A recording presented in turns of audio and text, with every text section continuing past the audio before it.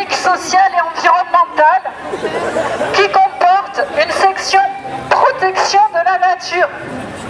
Dedans, qui sont là? Des gens de la Fédération nationale de chasse.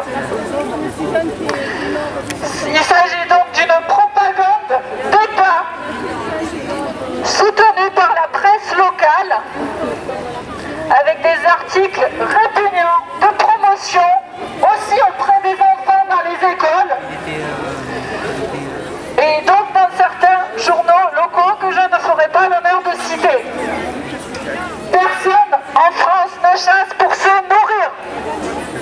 Traquer et massacrer de diverses manières des individus sensibles, conscients, vulnérables et sans défense, chez eux, dans leur propre territoire, qui est beaucoup plus chez eux que chez nous, ça n'est pas un loisir et encore moins une nécessité. Comme le disait Gérard Charolois, si la souffrance était visible, la Terre ne serait pas une planète bleue, mais rouge. Rouge de sang, rouge de honte ou de colère, rouge de la violence déchaînée sur elle, contre elle. Tuer, exploiter, terroriser, massacrer, détruire, voilà ce qui s'accomplit chaque jour. Voilà ce que l'histoire rapporte. Voilà même ce que la tradition autorise, tandis que la conscience assoupie se tait.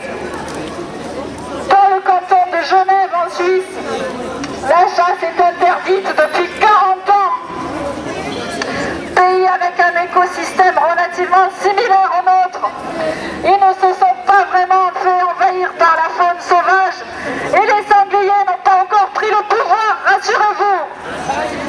Au Bhoutan non plus, où la chasse est également illégale ainsi que la pêche. La question animale est une question